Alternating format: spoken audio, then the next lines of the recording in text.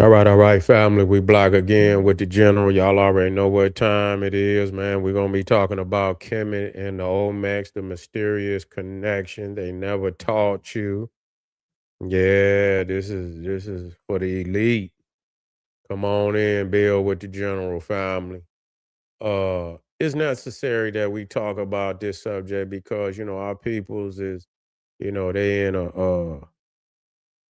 I guess you call a phase where the studies of Black Americans is very pronounced right now, and a lot of people got a lot of different ideologies about our origins in the Americas. You got the Aboriginals to say you got the Moorish, you got all kind of shit, and but but all of them seem to be discrediting, you know, African, influence, in a very serious way. It's somehow, that we are different here and that somehow that we evolved totally in a different manner that uh any other black people on. What the hell is all this from ancient Egypt then over here? You know, what is this? How is it possible that it could be so simple for people to dismiss Africa when some of the most advanced technology as far as civilization in the Americas is a mirror image of what was going on in Egypt? No different than you look in the United States. You can look at most nations today. The manifestation of where it's at today is Western. No, I'm just saying what it is. When you look at downtowns, the first downtowns in the world was the United, when we talking about the modern downtown was America, was Chicago and New York. These are the first modern downtowns, and every other, I don't care where you look at today, even if they didn't surpass the Chinese, but that's okay. That's where they got it from.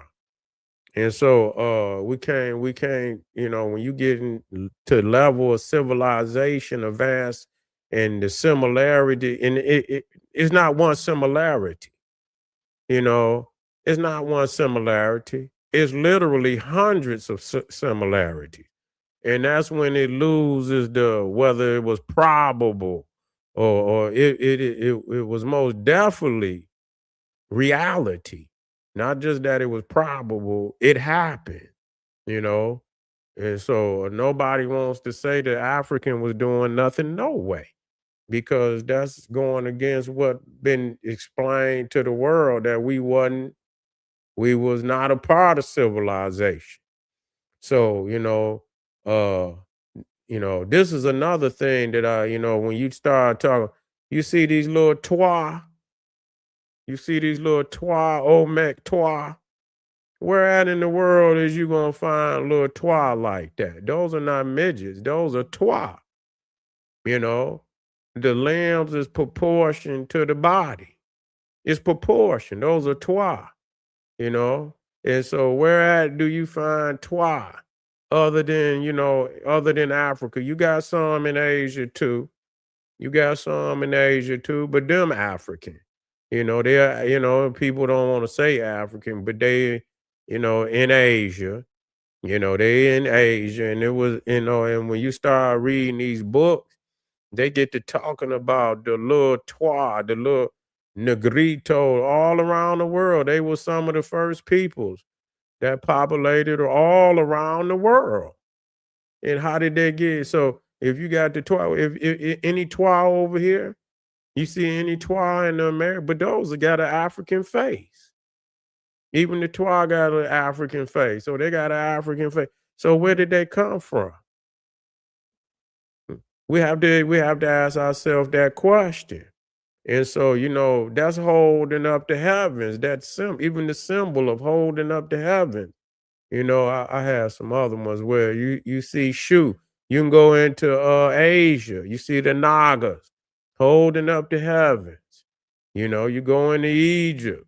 They also holding up the heavens. And so this is a very symbolic, it has a very symbolic meaning. And so you see here the Twa, and then you can go into Asia. You see, and they holding up the heavens. Look, and they Twa too now. Look at that. So you got the Negrito in Asia and in Africa. Okay, so explain to me, how do you see these advanced symbolisms all over the world like that? So when I show it here, I didn't got so to the point where I show it in three, four, five different, civilizations at one time. You know, you can see it, in three, four, five different civilizations at one time. This is not no coincidence. This is a global unified phenomenon, okay, that you can see all over. And the concept is holding up the heavens. And what's crazy, do you know even the Vikings got a concept of four dwarves holding up the heavens? Do y'all know that? That the Vikings also got the same mythology? We got to stop this. We got to stop this, man. These people trying to talk us up out of our, our global prowess. We mastered the globe. We ain't stuck in no damn corner or nothing. We mastered the globe. But we first mastered, Africa. And then we came out of Africa, and then we went into Asia first. We went into South Asia, moving from west to east. And we mastered the Indian Ocean first. But that was the first ocean that we mastered, was the Indian Ocean, which really is the Kushite Ocean. Ain't no damn Indian, the Kushite Ocean.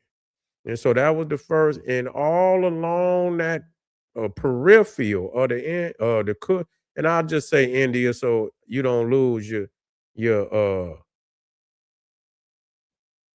what is it I'm looking for? Orientation. So that you don't lose your orientation. So, they had dominated all the land mass on that Indian Ocean, all the way from India to Africa, all through that was Kushite. All of that. All of it through the south, that whole ocean was dominated by the Kushite people. And so that's why you see so much so many similarities, because they were unified. And though they did have different, they had uniqueness, but on top of the uniqueness, it was so many unified customs and customs and traditions that was the same, which made them, one people, global people in that respect. Meaning, if you left Egypt or Kush and or Sudan and you went into India, you would basically, it is other is uniqueness, but you would receive the same Kushite, hospitality. You would be protected as, a Kushite, no matter where you came from. They didn't have a prejudice like that. So that's the only way you could spread knowledge like this. You have to be open, and as one people, and they respected the fact that they had, and that was okay. They loved it. They still traded with one another.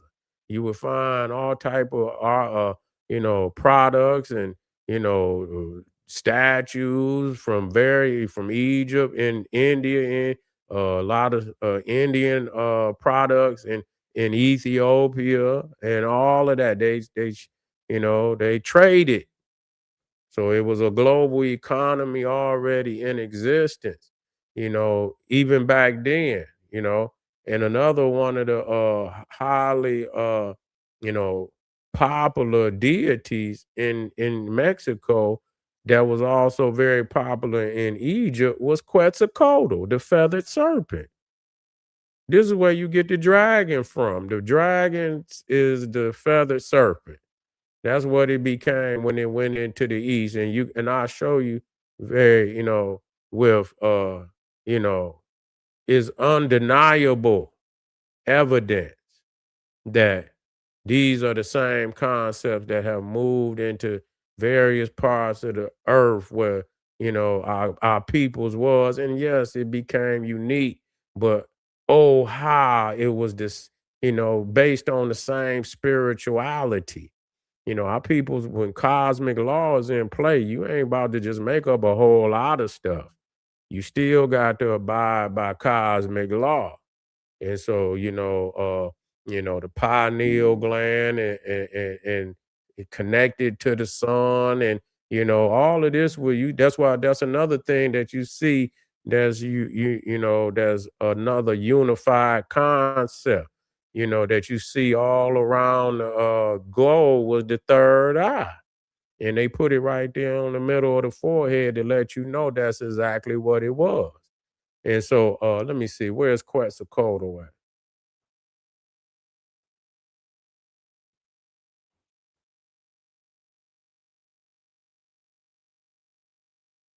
Okay. Where's Quetzalcoatl at?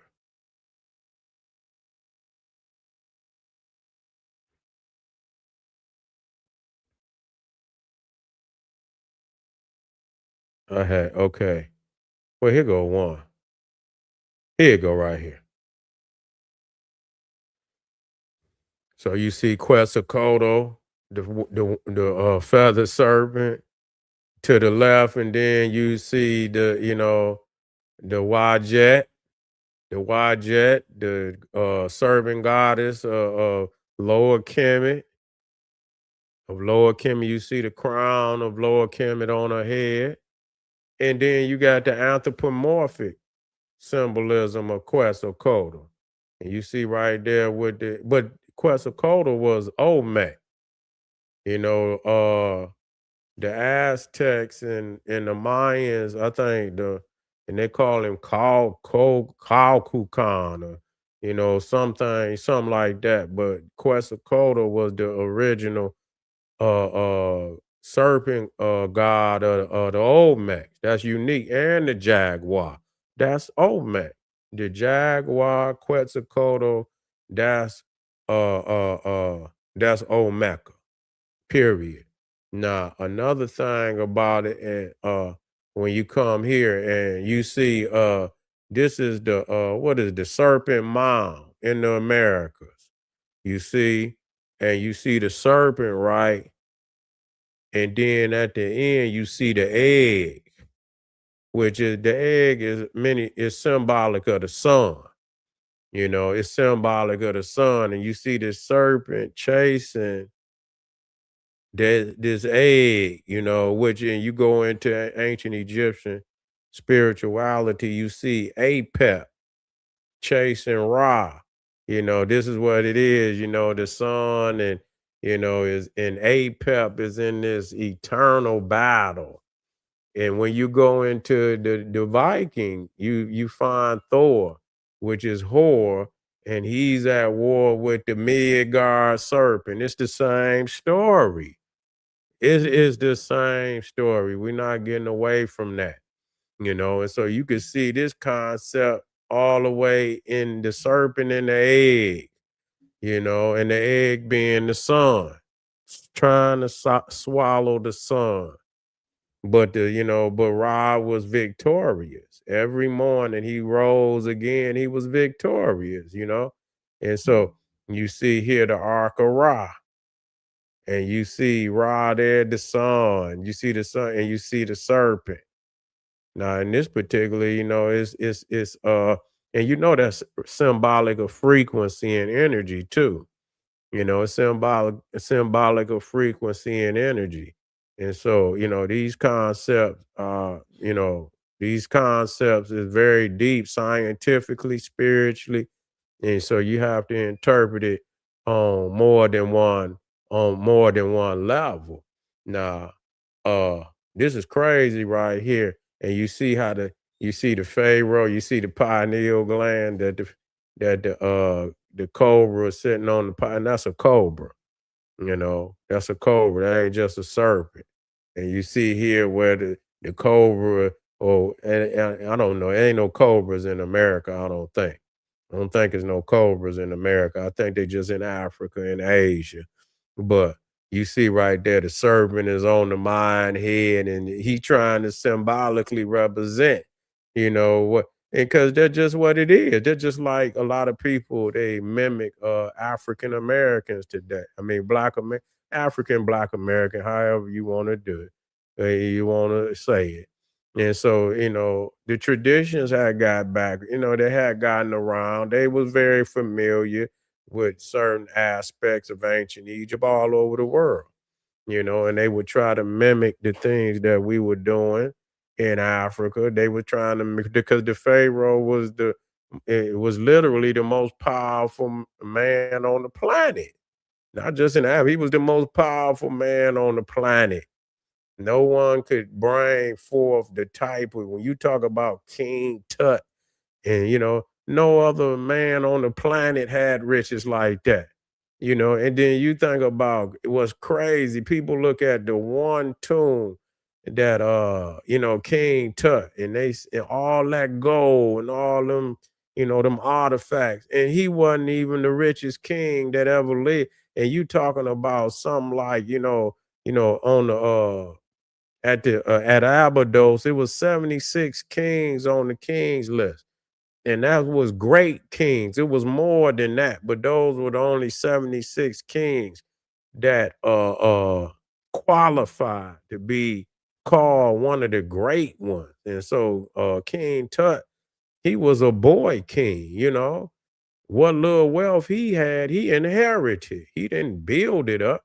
And so imagine if he was a boy king and most of his wealth he inherited. What the hell did kings like Ramesses II and Amenhotep the third, and all these, which were far more powerful than King Tut? What did they have in their tomb?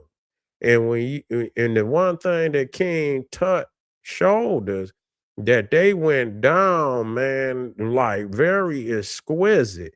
So when we begin to imagine all these kings, we see the tombs.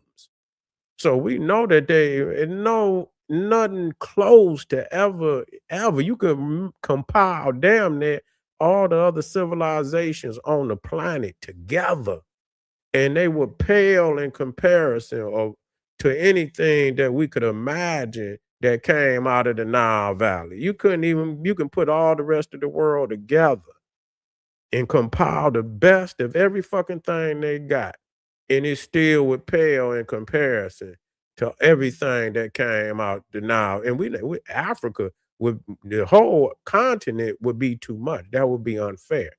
I'm just gonna say the Nile Valley, and that's the three civilizations: Egypt, Nubia, and Aksum, which is today modern Ethiopia. Ain't no damn, it's nothing you could put together that would, and when you imagine the pristine form and all the temples is there. It just, this is heaven on earth. Egypt was heaven on earth. It was a reflection of heaven on earth, and it including Nubia. I also include Nubia and also include Oxa. So when you start talking about Kemet and the Olmecs and the mysterious connection that they don't want to teach you, is the fact that our people was a global power, and we got to learn that we can't be myopic. We can't be hiding in no corner, and no, we got to look at our divinity. We got to look at how did we master this planet? How did we put, our peoples put in the thing is about it, just like we practice the chakra system, and we understand that we got different, chakras in our body in line to our spinal cord, from, from your brain, top of your head, all the way down to to your sacral, you know what I'm saying? But the earth is the same way. The earth is the same way with the equator being the spine of the earth. And this is where the hottest part of the earth is. And do you know the majority of the ancient civilizations is off that equator, which is the spine. So these civilizations act like the chakras of the planet. They intentionally put these civilizations in places where there's vortexes, there's energy. Imagine, man, we get stones that put on our hand, different stones that go on our chest, and we wear them in necklaces and shit. But imagine being, all near a mine full of amethyst and all the onyx and all the different stones and shit. And you got just miles deep full of these different precious minerals and the energy that the sun is hitting around this area. And you imagine a necklace activating or a ring activating.